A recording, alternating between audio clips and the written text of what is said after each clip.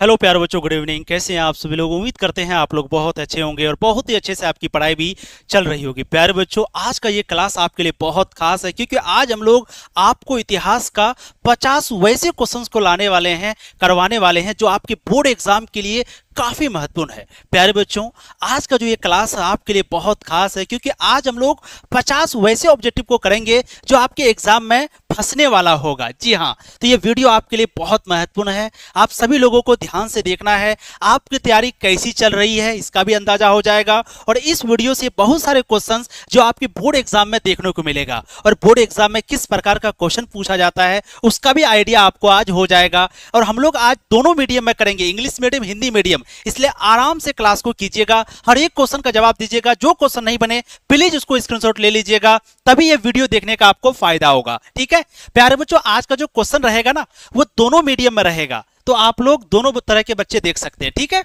चलो पहला क्वेश्चन प्यारे बच्चों आपके सामने है। पूछा गया, मोहनजोदड़ो की खोज 1922 में किसने की थी? बहुत ही आसान क्वेश्चन है और मुझे लगता है आप में से हर बच्चे इसका आंसर दे देंगे। मोहनजोदड़ो की खोज 1922 में हुई थी और खोज किसने किया था? उसका नाम है रखलदास बनर्जी, जिसको हम लोग शॉर्ट में आरडी बनर्जी भी कहते हैं, है ना। हम सब जानते हैं मोहनजोदड़ो का खोज 1922 में हुआ था। मोहनजोदड़ो को ही सिंध का बाग कहा जाता है। तो क्वेश्चन अगर पूछ दिया जाए कि बताओ मोहनजोदड़ो को क्या कहा जाता है, याद रखिएगा मोहनजोदड़ो को ही सिंध का बाग कहा जाता है। मोहनजोदड़ो का मतलब होता है मृतकों का टीला। तो कभी कभी यह भी क्वेश्चन पूछा जाता है कि जो मोहनजोदड़ो है इसका मतलब क्या होता है? मोहनजोदड़ो का मतलब होता है मृतकों का टीला। और मोहनजोदड़ो किस भाषा का शब्द है? यह भी प्यारे बच्चों आपके सामने क्वेश्चन आता है कि मोहनजोदड़ो किस भाषा का शब्द है, तो आप कहोगे मोहनजोदड़ो सिंधी भाषा का शब्द है। तो बिल्कुल फर्स्ट का राइट आंसर आपका बी हो जाएगा। पूछा जाएगा हड़प्पा का खोज कब हुआ? 1921 में। किसने किया? दयाराम साहनी ने। अब प्यारे बच्चों अगला क्वेश्चन की ओर बढ़ते हैं। क्वेश्चन नंबर 2 पूछा गया कि मोहनजोदड़ो जो है वो किस भाषा का शब्द है? तो अभी हमने करवाया कि जो मोहनजोदड़ो है ना वो सिंधी भाषा का शब्द है। जैसे उर्दू भाषा, हिंदी भाषा, इंग्लिश भाषा होता है, उसी तरह से एक भाषा है सिंधी। तो ये जो मोहनजोदड़ो शब्द है ये सिंधी भाषा है। अगर आपको क्वेश्चन पूछा जाए कि प्यारे बच्चों बताइए स्नानगार के बारे में कहां से पता चला, आपके सामने क्वेश्चन आएगा कि विशाल स्नानगार, स्नानगार का मतलब होता है बाथरूम, तो हम लोगों को बाथरूम का अवशेष कहां से मिला? स्नानगार के बारे में कौन सा स्थल से पता चला? तो याद रखिएगा स्नानगार के बारे में मोहनजोदड़ो से पता चला। अगर आपको कोई पूछे कि प्यारे बच्चों बताइए अन्नागार के बारे में कहां से पता चला, तो हम सब जानते हैं अन्नागार के बारे में भी मोहनजोदड़ो से पता चला। अगर हम आपसे सवाल करेंगे कि प्यारे बच्चों बताइए सूती कपड़े के बारे में कहां से पता चला, कि मोहनजोदड़ो के जो लोग हैं यानी हड़प्पा सभ्यता के लोग हैं वो सूती कपड़े पहनते थे, इसके बारे में कहां से पता चला? तो बिल्कुल मोहनजोदड़ो से। यानी कि मोहनजोदड़ो को सिंध का बाग कहा जाता है, मोहनजोदड़ो सिंधी भाषा का शब्द है, और अन्नागार, स्नानगार, ये सभी चीज का पता हम लोगों को मोहनजोदड़ो से ही चला। मोहनजोदड़ो जो कि सबसे बड़ा शहर है हड़प्पा सभ्यता का। अगला क्वेश्चन देखिए, क्वेश्चन नंबर 3, कालीबंगा कहां स्थित है? देखिए दो क्वेश्चन में अक्सर बच्चा कंफ्यूज हो जाता है, एक है बनावली, एक है कालीबंगा। अच्छे से आप लोग याद रखिएगा। एक कभी कभी क्वेश्चन पूछ देगा कि प्यारे बच्चों बताइए बनावली कहां पर है। जब हम लोग भारत लिखते हैं तो क्या लिखते हैं? BH। भारत जब लिखिएगा आप अगर इंग्लिश में तो क्या लिखिएगा? BH भारत ऐसे लिखते हैं। तो बी से बनावली, एच से हरियाणा, यानी ये जो आपका बनावली है ये कहां पर है? ये आपका हरियाणा में है।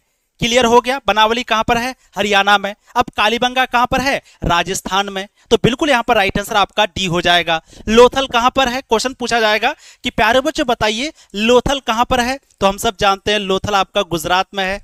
अगर आपसे क्वेश्चन पूछेंगे कि धौलावीरा कहां पर है? गुजरात में है।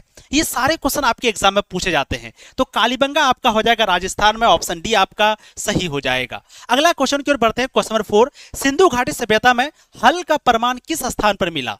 आपको पता है सिंधु घाटी सभ्यता के लोग हल का इस्तेमाल करते थे, खेत को जोतने के लिए सिंधु घाटी सभ्यता के लोग हल का इस्तेमाल करते थे। तो पूछा गया इस हल के बारे में कहां से पता चला? बिल्कुल सही जवाब है कालीबंगा से। कभी कभी क्वेश्चन पूछ दिया जाएगा कि प्यारे बच्चों आप बताओ हल से हम लोग क्या करते हैं?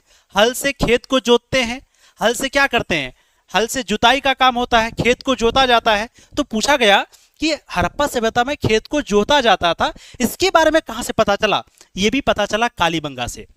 तो कालीबंगा से हल का प्रमाण मिला, जोता हुआ खेत के बारे में भी कालीबंगा से ही पता चला, और ये जो कालीबंगा है ये आपका राजस्थान में है। बहुत अच्छा, वेरी गुड। अगला क्वेश्चन देखिए, क्वेश्चन नंबर 5 आपका, समुद्रगुप्त की तुलना किस यूरोपीय शासक से की जाती है?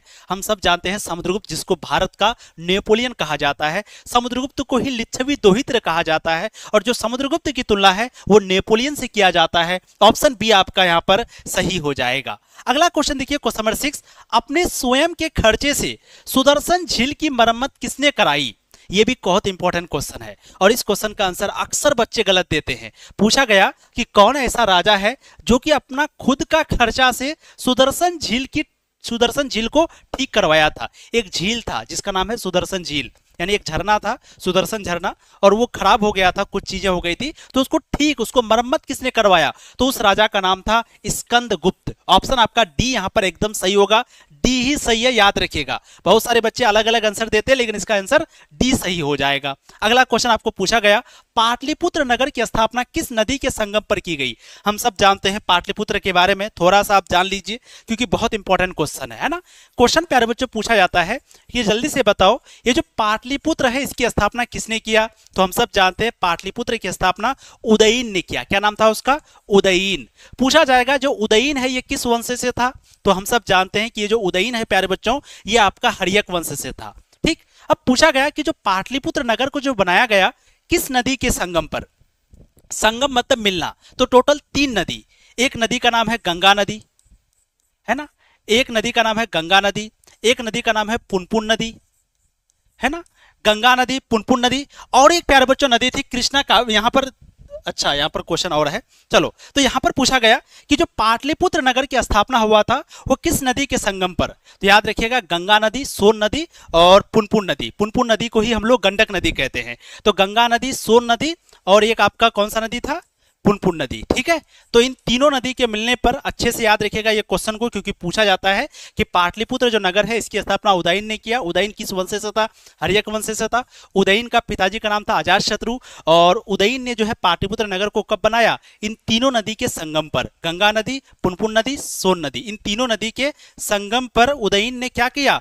याद रखिएगा उन्होंने जो है पाटलिपुत्र नगर की स्थापना किया। ठीक है, ये 3 नदी, और ये पुनपुन नदी को ही कभी कभी गंडक नदी कहते हैं। ठीक है, बहुत अच्छा। अब हम लोग आगे आते हैं अगला क्वेश्चन की ओर। प्यारे बच्चों पूछा गया, इंडिका के लेखक कौन है? हम सब जानते हैं इंडिका के बारे में। इंडिका के लेखक का नाम है मेगास्थनीज। ऑप्शन बी आपका यहां पर सही हो जाएगा। अब मेगास्थनीज कौन था? तो हम सब जानते हैं मेगास्थनीज जो है ये यूनान का रहने वाला था। ये कहां का था? यूनान का था। तो यूनान का एक राजा था, यूनान का राजा का नाम था सेल्यूकस। ध्यान से सुनिए, यूनान का एक राजा था जिसका नाम था सेल्यूकस। तो सेल्यूकस जो है ना मेगास्थनीज को भारत भेजा था, क्या बना करके? राजदूत बना करके। तो एक और क्वेश्चन पूछा जाएगा कि बताइए मेगास्थनीज क्या था? तो मेगास्थनीज एक राजदूत था। किसने बनाया था? सेल्यूकस ने। सेल्यूकस कौन है? यूनान का राजा। तो मेगास्थनीज जो कि यूनान का रहने वाला था, इन्होंने ये किताब लिखा इंडिका। मेगास्थनीज जब भारत आया था उस वक्त में भारत में किसका शासन था? मौर्य वंश का, और राजा का नाम था चंद्रगुप्त मौर्य। तो ये भी याद रखिएगा चंद्रगुप्त मौर्य का उस वक्त में शासन था जब यहां पर मेगास्थनीज भारत आया था, जिन्होंने इंडिका किताब को लिखा। अगला क्वेश्चन देखिए, क्वेश्चन नंबर 9, अशोक किस वंश का शासक था? ये सारे क्वेश्चन आपके एग्जाम में आते हैं, ऐसे ही आसान आसान क्वेश्चन आता है। क्या आपसे नहीं बनेगा? बिल्कुल बनेगा। चलो, अशोक किस वंश से था? तो हम सब जानते हैं अशोक मौर्य वंश से था। सबसे पहले जो है मौर्य साम्राज्य की स्थापना किसने किया? चंद्रगुप्त मौर्य, वो भी मौर्य वंश से था। चंद्रगुप्त मौर्य का बेटा बिंदुसार, वो भी जो है मौर्य वंश से था। और जो अशोक है ये तीसरा राजा, ये भी मौर्य वंश से था। ऑप्शन सी आपका सही हो जाएगा। अशोक जिसको पहला महान सम्राट कहा जाता है, अशोक जिन्होंने धम्म का शुरुआत किया, पूछा जाता है कि धम्म का शुरुआत किसने किया? अशोक ने। ये सब चीज पूछा जाता है। अगला क्वेश्चन देखिए प्यारे बच्चों, द्रौपदी किसकी पत्नी थी? तो आपको पता है द्रौपदी की 5 पति थे, है ना। तो द्रौपदी किसकी पत्नी थी? अर्जुन की भी पत्नी थी, भीम की भी पत्नी थी, नकुल भी। तो द्रौपदी की टोटल 5 पति थे। तो यहां पर हो जाएगा इनमें से सभी का। द्रौपदी जो है ये सभी का पत्नी थी। ऑप्शन डी आपका सही हो जाएगा। अगला क्वेश्चन, अभिमन्यु किसका पुत्र था? ये क्वेश्चन बहुत इंपॉर्टेंट है। पूछा गया जो अभिमन्यु है ये किसका बेटा था? तो अभिमन्यु जो है प्यारे बच्चों अर्जुन का बेटा था। अर्जुन के बारे में आपको पता है कृष्ण भगवान ने अर्जुन को जो भी चीजें बताई महाभारत युद्ध के दौरान, उन चीजों को एक किताब में लिखा गया जिस किताब का नाम है भगवत गीता। अर्जुन का जो धनुष है उस धनुष का नाम क्या है? गांडीव। याद रखिएगा, है ना। अर्जुन का जो धनुष है उस धनुष का नाम है गांडीव, है ना। और अर्जुन का बेटा का नाम क्या है? अभिमन्यु। तो अभिमन्यु किसका बेटा था? अर्जुन का। महाभारत के लेखक कौन है? हम सब जानते हैं महाभारत, जिसको संस्कृत भाषा में लिखा गया है। क्वेश्चन कभी कभी पूछ दिया जाता है कि बताओ महाभारत को कौन सी भाषा में लिखा गया है? महाभारत को संस्कृत भाषा में लिखा गया है। महाभारत के लेखक का नाम क्या है? वेद व्यास। पूरा नाम है महर्षि वेद व्यास। महाभारत में हम लोग क्या पढ़ते हैं? महाभारत में हम लोग कौरव और पांडव के बीच में मुख्य रूप से युद्ध के बारे में पढ़ते हैं। यानी कौरव और पांडव के बीच जो युद्ध हुआ था, तो इसी युद्ध के बारे में हम लोग महाभारत में पढ़ते हैं, जिसको संस्कृत भाषा में लिखा गया है। महाभारत को ही पंचम वेद भी कहा जाता है। तो कभी कभी क्वेश्चन पूछ दिया जाएगा। हम सब जानते हैं टोटल वेद कितना है? टोटल 4 वेद है। ऋग्वेद, यजुर्वेद, सामवेद, अथर्ववेद, टोटल 4 वेद है ना। लेकिन महाभारत को पंचम वेद कहा जाता है। ठीक है, तो वेद व्यास इनके लेखक है। अगला क्वेश्चन, गौतम बुद्ध को ज्ञान की प्राप्ति कहाँ हुई थी? हम सब जानते हैं गौतम बुद्ध के बारे में। गौतम बुद्ध जिनका जन्म नेपाल में हुआ था, नेपाल में लुबनी में, है ना। ये भी याद रखिएगा, नेपाल में कहां पर हुआ था? तो गौतम बुद्ध का जन्म नेपाल में लुबनी में हुआ था। ठीक, और गौतम बुद्ध को ज्ञान की प्राप्ति कहां पर हुई थी? बोध गया में। बोध गया में उनको ज्ञान की प्राप्ति हुई थी। ऑप्शन ए सही हो जाएगा। अच्छा, इन्होंने पहला उपदेश कहां पर दिया था? तो प्यारे बच्चों, गौतम बुद्ध ने पहला उपदेश दिया था सारनाथ में। तो ये भी क्वेश्चन पूछा जाता है कि गौतम बुद्ध ने पहला उपदेश कहां पर दिया? सारनाथ में। और इनकी मृत्यु कहां पर हुई थी? याद रखिएगा, गौतम बुद्ध की मृत्यु यानी उनका परिनिर्वाण जो है ये हुआ था कुशीनगर में। तो ये भी क्वेश्चन आपको पूछा जाता है, कुशीनगर जो कि उत्तर प्रदेश में पड़ता है। तो गौतम बुद्ध का जन्म हुआ था नेपाल लुबनी में, उनको ज्ञान की प्राप्ति हुई थी बोध गया में, पहला उपदेश दिया था सारनाथ में। कहां पर दिया था? सारनाथ में। और उनकी मृत्यु कहां पर हुई थी? कुशीनगर में। गौतम बुद्ध का बचपन का नाम क्या था? सिद्धार्थ। गौतम बुद्ध की पत्नी का नाम क्या था? यशोधरा। तो गौतम बुद्ध से संबंधित कई सारे सवाल हैं जो आपके एग्जाम में पूछे जाते हैं। उम्मीद करते हैं आप समझ रहे होंगे, है ना। ये सारा चीज हम लोग कोर्स में पढ़ा चुके हैं। अगला क्वेश्चन देखिए, त्रिपिटक किस धर्म से संबंधित है? तो हम सब जानते हैं त्रिपिटक का संबंध बौद्ध धर्म से। त्रिपिटक का मतलब क्या होता है? 3 टोकरी। तो अगर आपसे कोई पूछे कि त्रिपिटक का मतलब क्या है? त्रिपिटक का मतलब है 3 टोकरी। एक होता है सुत्त पिटक, एक होता है सुत्त पिटक, ठीक है, और एक होता है अभिधम्म पिटक, अभिधम्म पिटक, और एक होता है विनय पिटक। तो एक होता है सुत्त पिटक, अभिधम्म पिटक, विनय पिटक। इन तीनों पिटक को मिला के कहा जाता है त्रिपिटक। और इन तीनों पिटक का संबंध किससे है? बौद्ध धर्म से। सुत्त पिटक, अभिधम्म पिटक, विनय पिटक का संबंध बौद्ध धर्म से, त्रिपिटक का भी संबंध बौद्ध धर्म से। इन तीनों को संयुक्त रूप से हम लोग त्रिपिटक कहते हैं। उसी तरह से महायान, हीनयान, क्वेश्चन पूछा जाता है कि बताओ महायान, आपको पता है ना बौद्ध धर्म 2 भागों में बंट गया, एक महायान, एक हीनयान। तो क्वेश्चन पूछा जाता है कि महायान और हीनयान का संबंध किससे है? बौद्ध धर्म से। क्वेश्चन पूछा जाता है स्तूप का संबंध किससे है? स्तूप, सांची का स्तूप, है ना। तो स्तूप का संबंध किससे है? बौद्ध धर्म से। तो कई सारे क्वेश्चंस आते हैं जो कि आपसे बन रहा होगा। अगला क्वेश्चन देखिए, क्वेश्चन नंबर 15, अकबरनामा के लेखक कौन है? तो प्यारे बच्चों, अकबरनामा के लेखक का नाम है अबुल फजल। अकबरनामा को कितने भागों में बांटा गया है? अकबरनामा को 3 भागों में बांटा गया है। 1 भाग, 2 भाग, 3 भाग। और जो तीसरा भाग है इसी को हम लोग आईन ए अकबरी कहते हैं। तो क्वेश्चन पूछा जाता है आईन ए अकबरी के लेखक कौन है? ये भी अबुल फजल। अकबरनामा के लेखक अबुल फजल। अबुल फजल जो कि एक इतिहासकार था, दरबारी था। अगला क्वेश्चन देखिए, तंबाकू पर किस शासक ने प्रतिबंध लगाया? तो बताइए, तंबाकू को शुरू किसने किया था? अकबर ने। याद रखिएगा, ये क्वेश्चन पूछा जाता है कि जो तंबाकू है इसको शुरू किसने किया था? अकबर ने। लेकिन इसको बैन किसने किया? जहांगीर ने। जहांगीर ने तंबाकू पर प्रतिबंध लगाया था। अकबर के बारे में कई सारे सवाल पूछे जाते हैं। सबसे पहला कि अकबर का जन्म कहां हुआ, अकबर का जन्म कब हुआ, है ना। याद रखिएगा, अकबर का जन्म 1542 में हुआ था। कब हुआ था अकबर का जन्म? 1542 में। कहां पर हुआ था? अमरकोट में। ठीक है, अकबर का जन्म 1542 में अमरकोट में। अकबर का पिताजी का नाम हुमायूं, माता का नाम हमीदा बानो। अकबर राजा कब बना था? 1556 में, जब वो मात्र 14 साल के थे। अकबर जब सिर्फ 14 साल का था, यानी 1556 में ही अकबर राजा बन गया था। ठीक है, फिर अकबर ने क्या किया? पूछा जाता है दास प्रथा किसने खत्म किया? दास प्रथा अकबर ने खत्म किया। Very good. सती प्रथा किसने खत्म किया? तो सती प्रथा अकबर ने खत्म किया। Very good. उसके बाद क्या पूछा जाता है? जजिया कर किसने समाप्त किया? जजिया कर, है ना। जजिया कर क्या होता है? एक प्रकार का टैक्स लिया जाता है जिम्मियों से, यानी मुस्लिम धर्म को छोड़ के बाकी धर्मों से एक टैक्स लिया जाता था, कर लिया जाता था, जिसको जजिया कर कहा। तो जजिया कर किसने समाप्त किया? अकबर ने। तीर्थ यात्रा कर किसने समाप्त किया? तो याद रखिएगा, तीर्थ यात्रा कर, जजिया कर, सती प्रथा, दास प्रथा, ये सब चीज को खत्म किया था अकबर ने। और अकबर ने एक नया धर्म चलाया था, जिस धर्म का नाम क्या है? दीने इलाही। तो क्वेश्चन पूछा जाता है कि जो दीने इलाही है इसकी शुरुआत किसने किया? तो दीने इलाही को शुरू किया था अकबर ने। ठीक है, अकबर जो कि 1542 में जन्म हुआ, 1556 में राजा बना। Very good. अगला क्वेश्चन देखिए, तंबाकू पर किस शासक ने बैन लगाया? जहांगीर ने। अगला क्वेश्चन देखेंगे, कुतुब मीनार का निर्माण किसने शुरू किया, आरंभ किया? देखिए कुतुब मीनार जो है ना, सबसे ऊंची मीनार है जो कि ईंटों के द्वारा बनाई गई है, अभी भी है दिल्ली में। ठीक, पूछा गया जो कुतुब मीनार है इसको बनाना किसने शुरू किया? तो देखिए कुतुब मीनार जो है ना, बनाना शुरू किया था कुतुबुद्दीन ऐबक ने, लेकिन कुतुबुद्दीन ऐबक के बीच में ही मृत्यु हो गई और कुतुब मीनार का काम पूरा नहीं हुआ, इनकी मृत्यु हो गई। तो फिर कुतुब मीनार का काम को पूरा जो है ना वो इल्तुतमिश किया था। तो क्वेश्चन पूछा जाता है कि कुतुब मीनार का निर्माण किसने शुरू किया? तो कुतुब मीनार का निर्माण यानी कुतुब मीनार बनाने का काम जो शुरू किया था वो है कुतुबुद्दीन ऐबक, लेकिन इस कुतुब मीनार को पूरा किसने किया? इल्तुतमिश। ठीक, अच्छा कुतुबुद्दीन ऐबक कौन है पता है? जिन्होंने दिल्ली सल्तनत की स्थापना किया। तो अगर कोई क्वेश्चन पूछ दे कि बताओ दिल्ली सल्तनत, अगर कोई क्वेश्चन पूछ दे कि बताओ दिल्ली सल्तनत, अगर कोई पूछ दे सल्तनत है ना, तो दिल्ली सल्तनत की स्थापना कब हुआ था? 1206 में। और दिल्ली सल्तनत की स्थापना किसने किया? कुतुबुद्दीन ऐबक ने। इन्होंने ही कुतुब मीनार को बनाया था। ठीक है, 17 का राइट आंसर क्या हो जाएगा? सी। अगला देखिए, हुमायूं का भाई कौन था? तो ये सभी कामरान, अस्करी, हिंदाल, ये सभी हुमायूं का ही भाई था। हुमायूं अकबर का बेटा हुमायूं। अकबर राजा कब बना? 1526 में, है ना। 1526 में मुगल सल्तनत की स्थापना हुई। 1526 से लेकर के 1530 तक अकबर राजा रहा। फिर 1530 के बाद हुमायूं राजा बना और हुमायूं का तीनों भाई था, कामरान, अस्करी, हिंदाल, इनमें से सभी। भारत का पहला मुगल सम्राट कौन था? तो भारत का पहला मुगल सम्राट था बाबर, क्योंकि बाबर ने ही मुगल साम्राज्य की स्थापना किया था 1526 में, है ना। इब्राहिम लोदी जो कि लोदी वंश का अंतिम राजा था, उनके साथ ये लड़ाई किया, भारत का यही पहला मुगल सम्राट बना था।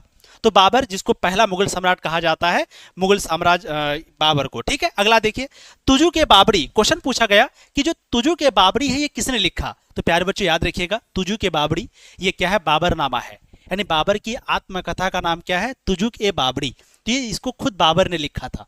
ठीक, उसी तरह से तुजु के जहांगीर, उसको भी खुद जहांगीर ने लिखा था। बाकी अकबरनामा को किसने लिखा?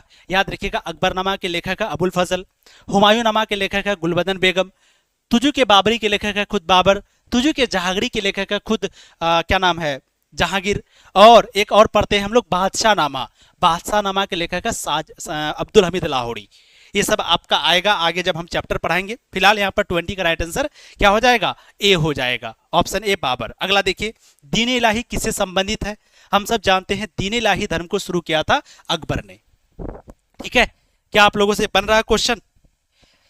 अच्छा, ये जो हम डिटेल कर रहे हैं, ये डिटेल करें या हम थोड़ा स्पीड में चलें? बताओ आप सभी लोग। एक बार आप लोग बताइए, हम इस तरह से डिटेल में पढ़ाते जाएं या सर प्लीज़ आप डेली सिविक्स पढ़ाया करिए सर, आपसे निवेदन है सर, मैं डेली हर दिन सिविक्स पढ़ाएंगे तो हिस्ट्री का बच्चा सब कहाँ जाएगा? सर आप बहुत सुंदर लग रहे हैं, थैंक यू सो मच। चलिए बहुत अच्छा, वेरी गुड सर, सही है, बहुत अच्छा लग रहा है सर जी, आप बहुत अच्छा लग रहा है। चलिए अच्छा ये करा देते हैं, ठीक है। देखिए क्वेश्चन पूछा जाता है प्यारे बच्चों कि अकबरनामा के लेखक कौन है?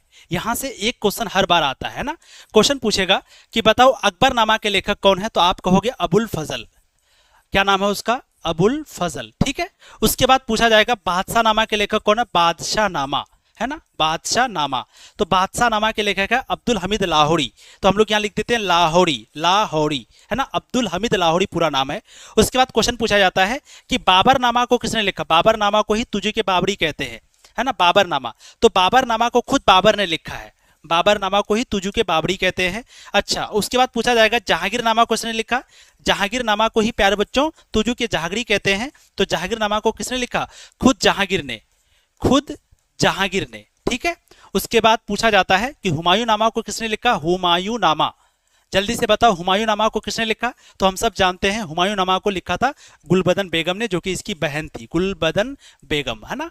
अकबर ने कहा था, क्योंकि अकबर के पिताजी का नाम है हुमायूं, पहले राजा बना बाबर, पहले बाबर बना, बाबर के बाद आया हुमायूं, हुमायूं के बाद आया अकबर, अकबर के बाद आया जहांगीर, ठीक है, जहांगीर के बाद आया शाहजहां, शाहजहां के बाद आया औरंगजेब।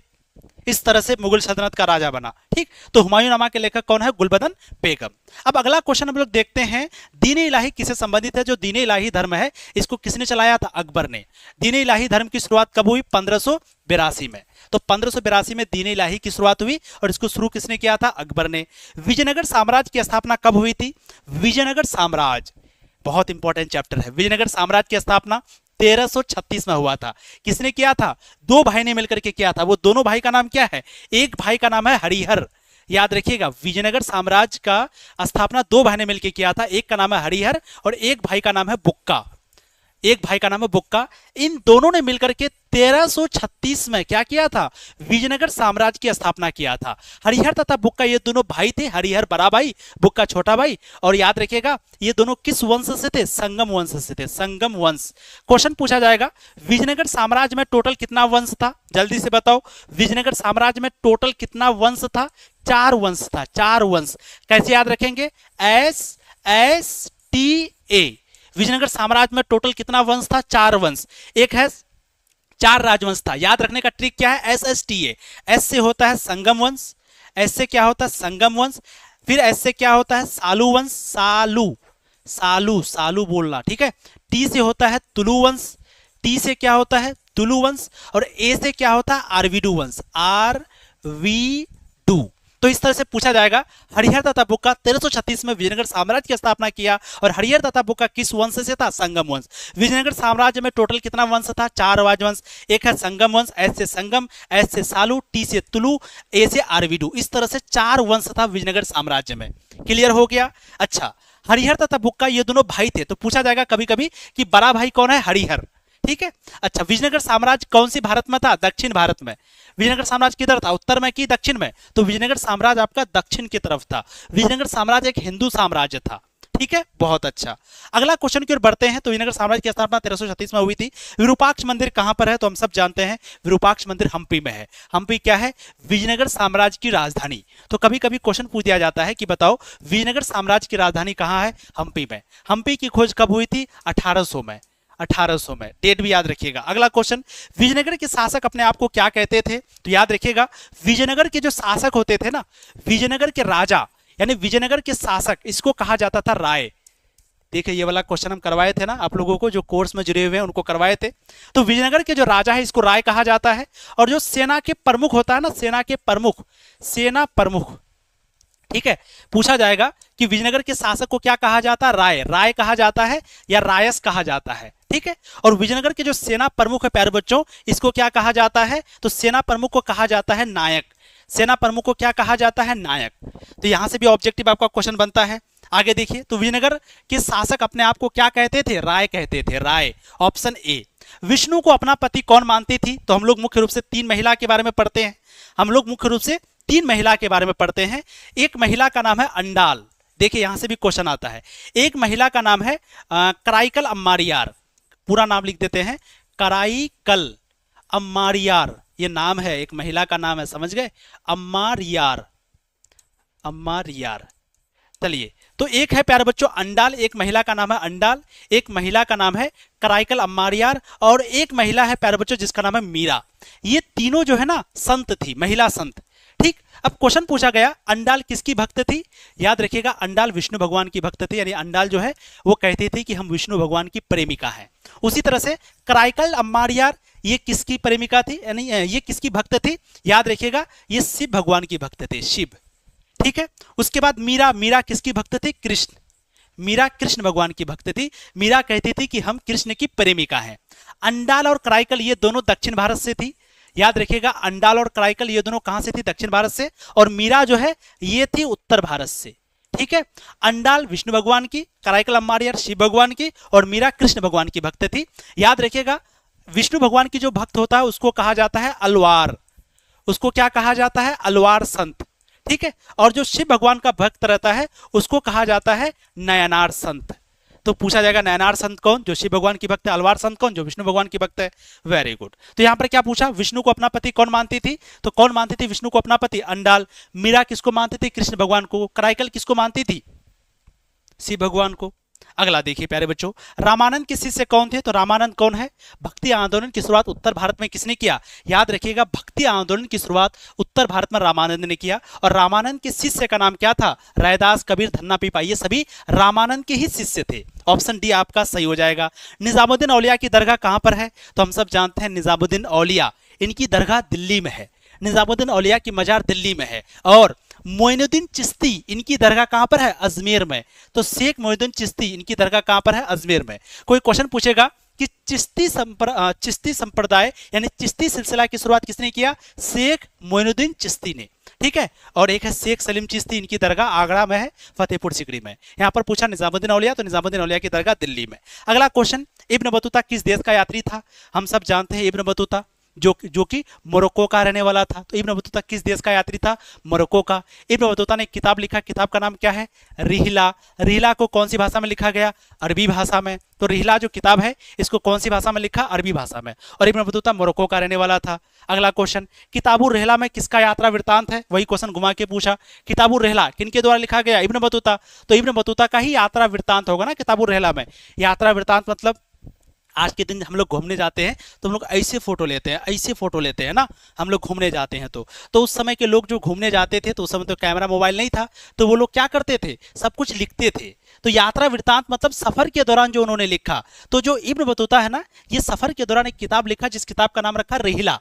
तो रिहला को ही यात्रा वृत्तांत कहते हैं। तो पूछा गया किताबुर रहला में किसका यात्रा वृत्तांत है? यानी किताबुर रहला में किसका यात्रा वृत्तांत है? यात्रा क्या, सफर का सारा यादें हैं। तो इब्न बतूता का ऑप्शन बी। ठीक है।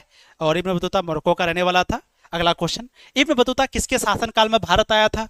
इब्न बतूता भारत आया था, हम सब जानते हैं, किसके शासनकाल में? तो उस वक्त में मोहम्मद बिन तुगलक का शासनकाल था। किसका शासन था? मोहम्मद बिन तुगलक का। ऑप्शन ए सही हो जाएगा। इब्न बतूता क्या बना था? काजी बना था। काजी, काजी का मतलब क्या होता है? जैसे अभी कोर्ट में जज होता है ना, जज, न्यायाधीश, जज, तो उसी तरह से उसी को उर्दू में कहते हैं काजी। तो पूछा गया इब्न बतूता क्या था? काजी था। काजी किसने बनाया? मोहम्मद बिन तुगलक ने ही। ठीक। इब्न बतूता को राजदूत भी बनाया था, राजदूत, है ना, चाइना भेजने के लिए इनको राजदूत भी बनाया था। राजदूत किसने बनाया? मोहम्मद बिन तुगलक ने ही। अगला question, British east India company की स्थापना कब हुई? तो हम सब जानते हैं जो ईस्ट इंडिया कंपनी है इसकी स्थापना हुई थी 1600 में। ऑप्शन ए आपका सही हो जाएगा। संथाल विद्रोह का नेता कौन था? तो संथाल विद्रोह, इसका नेता का नाम था सिद्धू और कान्हू। ऑप्शन ए आपका सही हो जाएगा। महलवारी बंदोबस्त को किसने लागू किया? अब प्यारे बच्चों, 3 बंदोबस्त है। एक है अस्थाई बंदोबस्त, अस्थाई बंदोबस्त जिसको किसने लागू किया था? एक है अस्थाई बंदोबस्त जिसको लागू किया था कार्नवालिस ने। ठीक। अब यहां क्वेश्चन पूछा, सही है, यस सर। कोई रोमांटिक गर्ल है? कोई रोमांटिक गर्ल? कौन है रोमांटिक गर्ल यहां पर? चलिए, कौन है? कहां जा रहे हैं आप लोग? किसी को जाना नहीं है आज, ठीक है? आज सबको रुकना है बढ़िया से। सर आपसे एक क्वेश्चन है, आपके यूट्यूब चैनल का नाम तनु ही क्यों पड़ा? एक छोटा सा कहानी है, बस ऐसे ही नाम रैंडमली रख दिए, कोई सोच करके नहीं रखे हैं, बस ऐसे ही। सर जी आप इतना अच्छा से कैसे पढ़ाते हैं सर जी? अच्छा, 32 सिंदूर। सर कभी मौका मिले तो क्वेश्चन 6 देख लीजिएगा। अच्छा ठीक है, देख लेंगे। ओके ओके, देख लेंगे, लास्ट में देख लेंगे। सर हिंदी इंग्लिश क्लास पीछे जा रहा है। हिंदी इंग्लिश क्लास हम लोग ऐप में पढ़ाते हैं ना, आप लोग को शायद नहीं पता है, हिंदी की क्लासेस कंटिन्यू हम लोगों का ऐप में चलता है ना। बहुत सारे बच्चे होंगे जिनको नहीं पता होगा, थोड़ा सुन लीजिए। देखो, हम लोगों का एक ऐप है, एप्लीकेशन है, एप्लीकेशन का नाम है तनु क्लासेस, है ना, यहाँ दिख रहा है तनु क्लासेस। तो यही इसी नाम का एक ऐप है, प्ले स्टोर से आप डाउनलोड कर लेना। और हम लोग हर एक टीचर आपको वहीं पे पढ़ाता है। हर दिन वहाँ पर 4 से 5 लाइव क्लास होती है, पीडीएफ मिलता है, टेस्ट होता है, ये सब कुछ जरूरी है, डाउट क्लास होती है, होमवर्क मिलता है, और इतना सारा पढ़ाया जाता है कि अब आपको कहीं से पढ़ने की जरूरत नहीं है। देखिए, आपको पढ़ाई का टेंशन होता है कि सर कैसे पढ़े, टाइम बहुत कम है, कैसे तैयारी करें, तो ये सब टेंशन आपको बिल्कुल नहीं लेना पड़ेगा अगर आप तनु क्लासेस ऐप को डाउनलोड करके कोर्स को ज्वाइन करते हैं। तो प्यारे बच्चों, याद रखिए हम लोगों का कोर्स का फीस भी बहुत कम है, मात्र 1600 से 1700 रुपया मात्र फीस है पूरे साल का, यानी पूरे एग्जाम तक का फीस है। फाइनल एग्जाम के बाद एक भी रुपया आप लोगों से नहीं लिया जाएगा। और ये फीस सिर्फ हम लोग इसलिए लेते हैं ताकि जो भी टीचर को रखे उनको सैलरी दिया जाए, रूम रेंट दिया जाए, हर एक चीज़ के लिए, नहीं तो हम लोग का फीस हमेशा से कम रहता है ना। तो आप लोग समझ ही सकते हैं, आप लोग के वजह से इतना सारा चीज़ कर पा रहे हैं। आप लोग तनु क्लासेस ऐप को डाउनलोड कर लीजिए, वहाँ पर अच्छे से पढ़ाई करिए, आपको कोई टेंशन नहीं होगा। याद रखिए प्यारे बच्चों, मैं आपको गारंटी के साथ कहता हूँ, अगर आप अभी भी ज्वाइन करते हैं ना तो आराम से 450 प्लस नंबर ला सकते हैं। कितना भी अगर आप भूसगोल है ना, कितना भी भूसगोल है, मान लो कुछ नहीं आता है, तो कम से कम 410 411 नंबर तो आएगा ही आएगा। जी हाँ, गारंटी है। आप अभी से ज्वाइन करिए, और नहीं आया तब फिर आप हमको कहिएगा। अगर आप कहिएगा पैसा वापस, तो वो भी कर देंगे अगर 400 प्लस नहीं आया तो। जी हाँ, क्योंकि हमको पता है। और बिल्कुल टेंशन आपको नहीं लेना होगा, ऐसे सोचते ना क्या पढ़े नहीं पढ़े, क्वेश्चन आएगा नहीं आएगा, ये सब कुछ अब आपको भूल जाना होगा। बस हम जो पढ़ाएंगे आपको वही पढ़ना है, कोई बुक भी लेने की जरूरत नहीं है। जब आपका 400 नंबर आ जाएगा ना, तो उस दिन आपको ये रुपया याद नहीं रहेगा कि सर इतना रुपया ले लिया था, ये याद नहीं रहेगा, सारा रुपया भूल जाओगे। सिर्फ आपको क्या याद रहेगा कि इतना नंबर आया, समझ गए। और यही चीज अगर आप और कहीं पे पढ़ते हैं, 5,000 6,000 7,000 रुपया लेता है, हम लोग इतने कम में कराते हैं, समझ गए ना।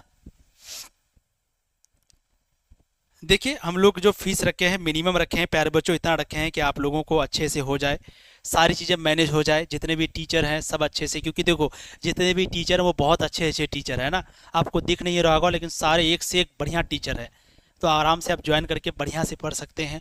इसके बाद आप बीए करोगे, वो भी तैयारी करवा देंगे आपका बहुत कम फीस में, ठीक है।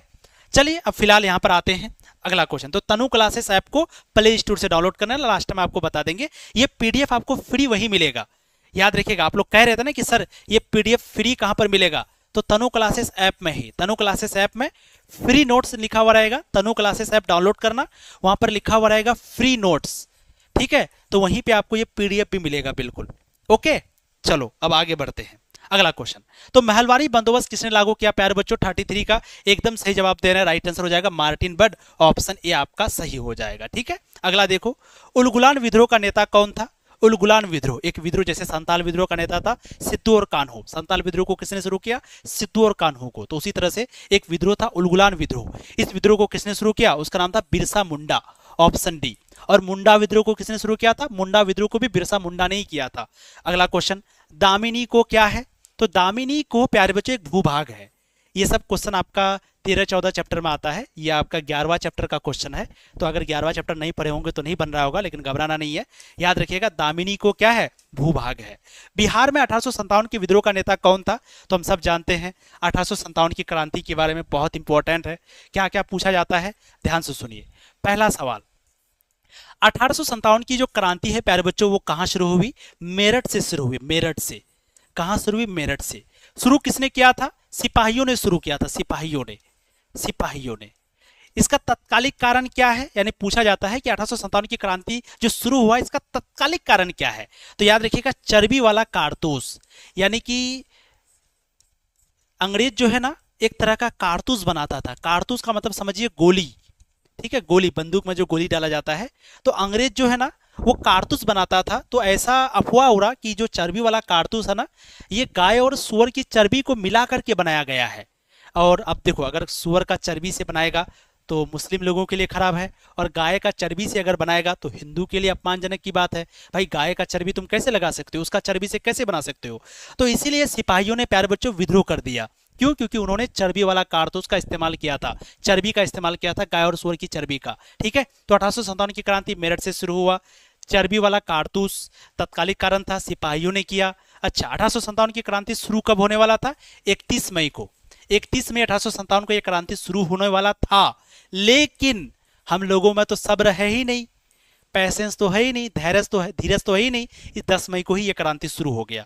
चलिए, तो 1857 की विद्रोह का नेता कौन था? बिहार में, याद रखिएगा बिहार से था, इनमें से कोई नहीं हो जाएगा क्योंकि बिहार से वीर कुंवर सिंह था। तो 36 का जो भी यहाँ पर डी लगा रहे हैं एकदम सही है ना। 1857 की क्रांति का बिहार से नेता था वीर कुंवर सिंह। उसी तरह से अगर कहेंगे पटना से था पीर अली, कानपुर से था नाना साहेब, लखनऊ से थी बेगम हजरत महल, झांसी से थी झांसी की रानी, दिल्ली से था बहादुर शाह जफर, ठीक है। अगला देखो, रानी लक्ष्मीबाई को और किस नाम से जाना जाता है?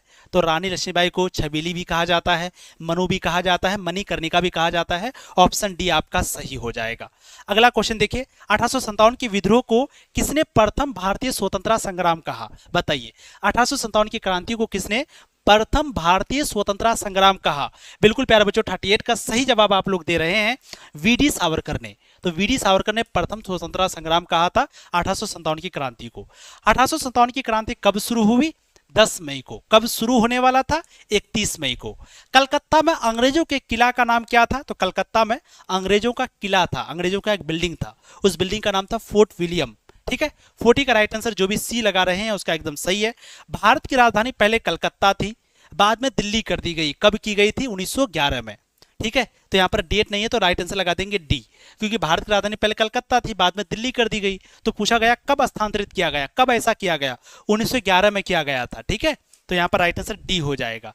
अगला क्वेश्चन, पुर्तगाली ने गोवा पर कब कब्जा किया था? 1510 में। जो पुर्तगाली है, पुर्तगाली, इन्होंने गोवा पर कब्जा किया था 1510 में। तो राइट आंसर हो जाएगा 42 का बी। और आजाद किया था 1562 में, लगभग ये 1962 में आजाद किया था। ठीक है, अगला क्वेश्चन, वास्को डिगामा भारत कब आया? वास्को डिब्बा वाला है ना, वास्को डिब्बा वाला इसी को कहते हैं। तो वास्को डिगामा 1498 को भारत आया था। 17 मई 43 का 17 मई, ये आपका सही हो जाएगा। ठीक है, वेरी गुड। तो वास्को डिगामा भारत कब आया? 17 मई 1498 को। अखिल भारतीय स्तर पर पहली जनगणना कब हुई? पूछा गया अखिल भारतीय स्तर पर पहली बार जनगणना कब हुई थी? 1872 में। 44 का जो भी राइट आंसर बी लगा रहे हैं उसका एकदम सही है। अगला सवाल, महात्मा गांधी की आत्मकथा किस भाषा में है? तो महात्मा गांधी जी जिनका जन्म कहां पर हुआ था? गुजरात में, पोरबंदर में हुआ था। जन्म कब हुआ था? 1869 में। महात्मा गांधी जी के बारे में बहुत सारा सवाल आता है, इसलिए हम लोग महात्मा गांधी जी के बारे में भी बहुत सारा पढ़ते हैं। तो महात्मा गांधी जी का जन्म 1869 में हुआ, गुजरात के पोरबंदर में। महात्मा गांधी जी की पत्नी का नाम कस्तूरबा गांधी, माता का नाम पुतलीबाई, पिताजी का नाम मोहनदास करमचंद्र गांधी, ऐसे नाम था। महात्मा गांधी की आत्मकथा जो है ना, वो जो है ना प्यारे बच्चों, लिखा था गुजराती भाषा में, क्योंकि वो गुजरात से थे। ठीक है, और इसका आत्मकथा का नाम था my experiment with truth. Option आपका यहाँ पर सी सही हो जाएगा, गुजराती भाषा में। ठीक है, चलिए बहुत अच्छा, आप लोग एकदम सही जवाब दे रहे हैं। ठीक है, क्या बात है, वेरी गुड, अच्छा लग रहा है आप लोगों का जवाब देख के। अगला क्वेश्चन, महात्मा गांधी जी दक्षिण अफ्रीका से भारत कब आए? तो महात्मा गांधी जी दक्षिण अफ्रीका से 1915 में वापस आए थे। लगभग 20 साल वो दक्षिण अफ्रीका में थे, 1915 में वापस आए थे। महात्मा गांधी जी एक वकील थे, पेशे से वकील थे। महात्मा गांधी जी हाई पढ़ाई करने के लिए, उच्च पढ़ाई करने के लिए वो कहाँ चले गए? लंदन। चंपारण सत्याग्रह किस संबंध किस राज्य से है? तो चंपारण सत्याग्रह कहाँ पर हुआ था? बिहार में। चंपारण का संबंध किससे है? बिहार से है। ऑप्शन ए सही हो जाएगा। दिल्ली चलो का नारा किसने दिया? सुभाष चंद्र बोस ने। सुभाष चंद्र बोस ने दिल्ली चलो का नारा दिया। करो या मरो का नारा गांधी जी ने दिया। अगला क्वेश्चन, 1917 में गांधी जी किसके अनुरोध पर चंपारण गए थे? बताइए, गांधी जी को चंपारण किसने बुलाया था? तो वो है राजकुमार शुक्ल। तो राजकुमार शुक्ल के अनुरोध पर गांधी जी गए थे चंपारण। ठीक है, और गांधी जी का गुरु का नाम क्या था? गोपाल कृष्ण गोखले। ठीक, और किसके आग्रह पर गए थे वो? राजकुमार शुक्ल ने उनको बुलाया था, उसी के रिक्वेस्ट पर गांधी जी गए थे चंपारण। अगला सवाल, गांधी जी ने असहयोग आंदोलन किस वर्ष शुरू किया? तो याद रखिएगा, ये जो असहयोग आंदोलन है ये शुरू हुआ था 1920 में। ठीक है, 1930 में कौन सा आंदोलन चला था? सविनय अवज्ञा आंदोलन। तो क्वेश्चन पूछा जाता है कि बताओ सविनय अवज्ञा आंदोलन कब हुआ? 1930 में। 1942 में क्या हुआ? भारत छोड़ो आंदोलन। तो क्वेश्चन पूछा जाता है कि भारत छोड़ो आंदोलन कब हुआ? याद रखिएगा, भारत छोड़ो आंदोलन 1942 में। ठीक है, अब प्यारे बच्चों पहला सवाल, ये पीडीएफ कहां पर मिलेगा? याद रखिएगा, ये पीडीएफ आपको मिलेगा तनु क्लासेस ऐप में, जो कि आप प्ले स्टोर से डाउनलोड कर लेना, या इस वीडियो के नीचे लिंक में कमेंट में लिंक दे दिया गया है, वहां पर आपको मिल जाएगा। वहां पर आपको फ्री नोट्स में जाकर के ये पीडीएफ मिल जाएगा। ठीक, किसी तरह का अगर दिक्कत होगा तो ये नंबर ले लो, 870910 870910 इस नंबर पे कांटेक्ट करना किसी तरह का दिक्कत हो तो। हम लोगों की क्लासेस रोज कितनी बजे होती है? शाम 7 बजे। तो आप लोगों को शाम 7 बजे हर दिन ज्वाइन करना है, चाहे 5-10 मिनट लेट ही क्यों ना हो। ठीक है, और आपको क्या करना है? पहले चैनल को सब्सक्राइब करना है। क्यों? क्योंकि प्यारे बच्चों आर्ट्स का सबसे बड़ा चैनल है ये, और सबसे बेस्ट पढ़ाई होती है, सबसे बेस्ट टीचर है। 8 लाख सब्सक्राइबर है, कोई भी ऐसा चैनल नहीं है जहां पर आर्ट्स को पढ़ाता हो और इतना बड़ा सब्सक्राइबर हो। ठीक है, तो इसके लिए तो पहले आप लोगों का धन्यवाद है ना, आप लोगों के लिए इतना बड़ा दिल कि आप लोग, इतना सारा दिल आपके लिए कि आप लोग इतना सपोर्ट करते हैं। नंबर 1 चैनल बनाए हैं इसको। ठीक है, बाकी प्यारे बच्चों आप सभी लोग तनु क्लासेस ऐप को डाउनलोड करके अगर आप बढ़िया से पढ़ना चाहते हैं, क्योंकि पहले क्या था ना कि 2-3 महीना भी पढ़ लेते थे ना तो अच्छा नंबर आ जाता था। अब ऐसा नहीं है। अब क्या है, जब तक आप पूरा बुक को नहीं पढ़िएगा, क्योंकि क्वेश्चन अपना चैप्टर के बीच से पूछा जाता है। इस बार का इतिहास का क्वेश्चन उठाइए, कोई भी क्वेश्चन पिछले साल का पूछा हुआ क्वेश्चन से बहुत कम क्वेश्चन अभी लड़ रहा है, बहुत कम है ना। 2025 की बात करें तो 2025 में जो क्वेश्चन आया ना, सारा क्वेश्चन चैप्टर के बीच से आया है। तो अगर पूरा चैप्टर को आप नहीं पढ़ोगे तो क्वेश्चन कैसे बन पाएगा? और पूरा चैप्टर आपको कौन पढ़ाएगा? हम लोग पढ़ाएंगे तनु क्लासेस ऐप में। इसलिए थोड़ा सा फीस लेते हैं, वो मत देखो आप दो, इसलिए बोल रहे हैं क्योंकि हम लोग सारी चीज़ें आपके लिए कर रहे हैं।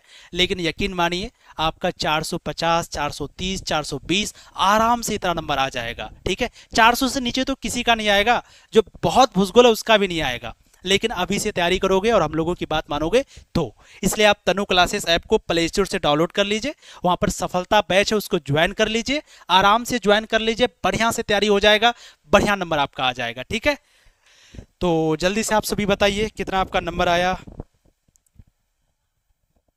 चलिए, पानी पूरी किसका नाम है? चलिए, एक बच्चा कह रहे हैं 450 नंबर मैं यूट्यूब में। देखिए, वही चीज है, यूट्यूब में पढ़ के भी बढ़िया नंबर ला सकते हैं, लेकिन दिक्कत क्या हो जाती है, बच्चे पढ़ते नहीं है उस तरह से, उस तरह का क्लास नहीं होती है हर दिन। अब देखो, यूट्यूब में सिर्फ क्लास होती है, पीडीएफ आपको कहाँ मिलेगा? टेस्ट आप कैसे दोगे? टेस्ट भी देना जरूरी है। जब तक टेस्ट नहीं दोगे पता कैसे चलेगा आप कितना पानी में हो, आपकी तैयारी कैसी है? हैंड रिटेन नोट्स कहाँ पर मिलेगा? डाउट होगा तो डाउट कहाँ पर पूछोगे? तो ये सब चीज यहाँ पर होता है ना।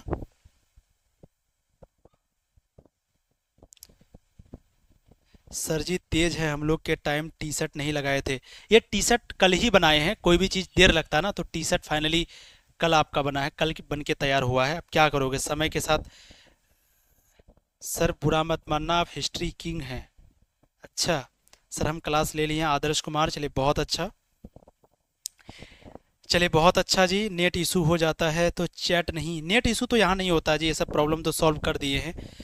वाह सर, बेस्ट क्लास था आज का। चलिए बहुत अच्छा, वेरी गुड। एक गाना सुनाएंगे? ठीक है, आप लोग को गुना गाना सुनाते हैं। मैं लाऊंगी 388। 388 नहीं लाना है, 400 प्लस लाना है। पूजा कुमारी कह रही है आप सब तनु क्लासेस ऐप में ज्वाइन कीजिए, 400 प्लस मार्क्स लाइए। बिल्कुल बिल्कुल, आराम से ला सकते हैं। मैं आपको वादा करता हूँ, आप अगर नहीं लाए ना, फिर आप हमको कहना कि सर आप बोले थे नहीं लाए। बट शर्त है, ज्वाइन करने के बाद सो नहीं जाना। बहुत सारा बच्चा होता है, लगभग पिछले बार लगभग 15-20 बच्चा ऐसा था जो लास्ट में कह रहा सर हम फेल हो गए। क्या कारण था? बोले सर हम क्लास बोले किए ही नहीं कभी। क्यों? पैसा देने के बाद भी नहीं। बोले सर ये हो गया, अब ढेर सारा बहाना। तो क्लास ज्वाइन करने के बाद पढ़ना भी होगा, ये चीज़ याद रखना। पैसा दिए हो तो कदर तो होना चाहिए पैसा का। 23 साल हमारा एज है। सर नाम लीजिए ना। हेलो हेलो जी, क्या नाम था? सिमरन कुमारी। हेलो हाय सिमरन। हेलो मुस्कान। सर बेंगलोर में बहुत ठंड है। अरे यार इधर गर्मी है। सर आपका पढ़ाई बहुत अच्छा लगा। 6 नंबर का क्वेश्चन कह रहे थे ना, चलो देख लेते हैं। 6 नंबर, एक बच्ची कह रही थी कि सर 6 नंबर क्वेश्चन का थोड़ा देख लीजिए, डाउट लग रहा है। देख लेते हैं, क्या बताए थे? अपने स्वयं के खर्च नहीं, ये 6 नंबर का स्कंदगुप्त बिल्कुल सही है, रुद्रदामन नहीं होगा।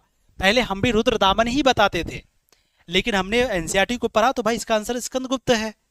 तो डी लगा देना, ठीक है? किसी को डाउट है डाउट मत करना, हम पहले ही बोल दिया ना आपको, ये डी ही सही है। हम गलत नहीं पढ़ाते, या तो हमको नहीं आता तो सीधा हम बोल देते हैं भाई हमको नहीं आ रहा, बात खत्म। चलिए एक गाना आप लोगों के लिए गाते हैं जो कि कई बार गाए हैं, फिर हम लोग इस क्लास को समाप्त करेंगे। ठीक है, चलिए 50 में से कितना सही हुआ जरूर बताना आप लोग।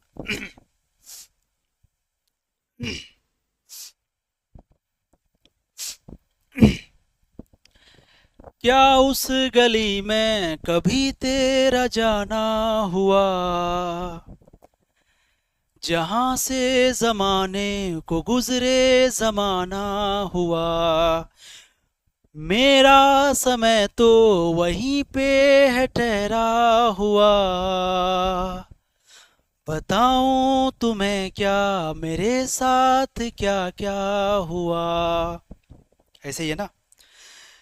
क्या उस गली में कभी तेरा जाना हुआ, जहां से जमाने को गुजरे जमाना हुआ।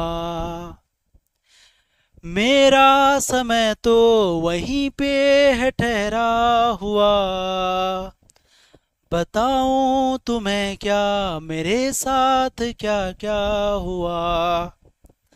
नदियाँ का पानी नदियाँ का पानी भी खामोश बहता यहाँ, खिली चांदनी में छुपी लाख खामोशियाँ।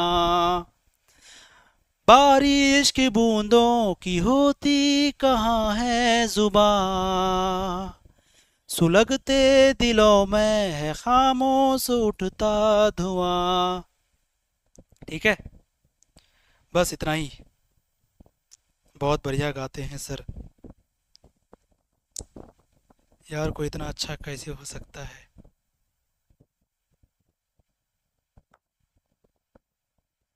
कह रहे हैं भैया आप थर्ड चैप्टर की वीडियो करवा दो, लास्ट ईयर की वीडियो बेकार है। समझ नहीं आ रहा, प्लीज़। पढ़ाई रुकी पड़ी है। वंशी का इसलिए कह रहे हैं ना कि हिस्ट्री की जो क्लास है हम लोगों का ऐप में, हम लोग वहाँ 6 चैप्टर तक पढ़ा दिए है ना, और सारा चैप्टर आपको मिल जाएगा रिवीजन में, है ना। तो अगर आप बढ़िया से पढ़ना चाहते हैं, तनु क्लासेस ऐप डाउनलोड कर लीजिए, क्योंकि यूट्यूब में हर दिन क्लास लेना पॉसिबल नहीं है ना। पूरा सिलेबस एक एक क्लास तो लेंगे, ऐप में 4 क्लास होता है, यहाँ पर एक क्लास होता है। अब आप बताओ आपकी तैयारी कहाँ पर होगी। और अगर आप एक सब्जेक्ट का क्लास लेंगे तो 499 पड़ेगा। तो आप अगर मान लो सिर्फ अगर हिस्ट्री हमसे पढ़ना है तो हिस्ट्री का क्लास ले लीजिए 499 में, पूरा history complete. Model paper, guess question, क्या कहते हैं, जो आपका बोर्ड एग्जाम का जो स्पेशल क्वेश्चन होता है वो सब इसमें करवा देंगे आपका। ठीक है, चलिए कीर्ति कुमारी।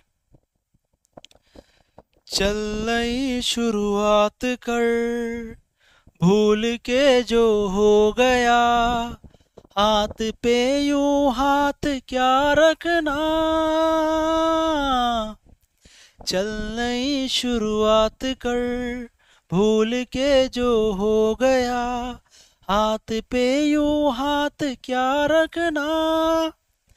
इतना ही है, इससे आगे नहीं है। हाँ, ऐसा कोई दिल नहीं जो कभी टूटा नहीं, कांच से उम्मीद क्या रखना।